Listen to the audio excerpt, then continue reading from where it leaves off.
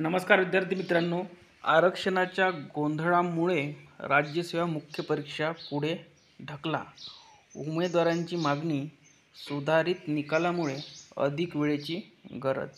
महाराष्ट्र लोकसेवा आयोगाची MPSC मुख्य परीक्षा पुढे ढकलावी अशी मागणी उमेदवारांनी केली आहे. नागरी सेवा संयुक्त पूर्व परीक्षा 2024 साठी सुधारित अर्ज करताना सामाजिक व शैक्षणिक मागास वर्गातील SEBC काही उमेदवारांनी नॉन क्रिमिनल प्रमाणपत्राची माहिती न दिल्याने त्यांचे सुधारित अर्ज बाद ठरले. यामुळे असे उमेदवार EWS प्रवर्गातच राहिले. आयोगाने हा गुंता सोडवण्यासाठी पूर्व परीक्षेचा सुधारित निकाल जाहीर करून 318 नवीन EWS उमेदवारांना अर्जाची संधी दिली.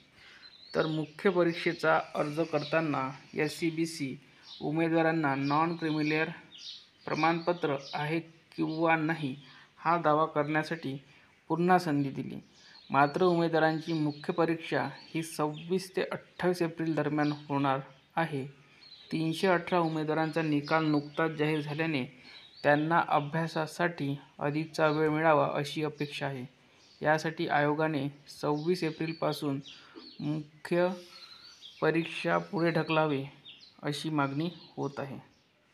या उमेदवारांना अभ्यासासाठी वेळ मिळावा म्हणून मुख्य परीक्षा पुढे ढकलावी अशी मागणी उमेदवार करत आहे. विशेष म्हणजे आयोगाकडूनही यावर गंभीर विचार केला जात असल्याची माहिती आहे.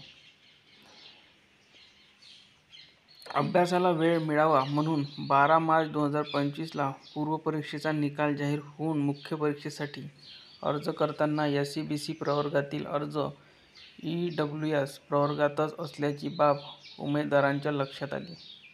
न्यायालयाच्या यापूर्वीच्या निकालाचा अभ्यास केल्यास एकापेक्षा जास्त टप्पे असलेल्या परीक्षेत पहिला टप्पा परीक्षा देण्याच्या दिवशी जी परिस्थिती असते ती नंतर बदलणे अवैध ठरते. त्यामुळे आयोगाने SEBC मुळे EWS विद्यार्थ्यांच्या आरक्षणावर गदा येऊ नये यासाठी शेवटचा पर्याय म्हणून सुधारित निकाल जाहीर करून 318 उमेदवारांना मुख्य परीक्षेची संधी दिली.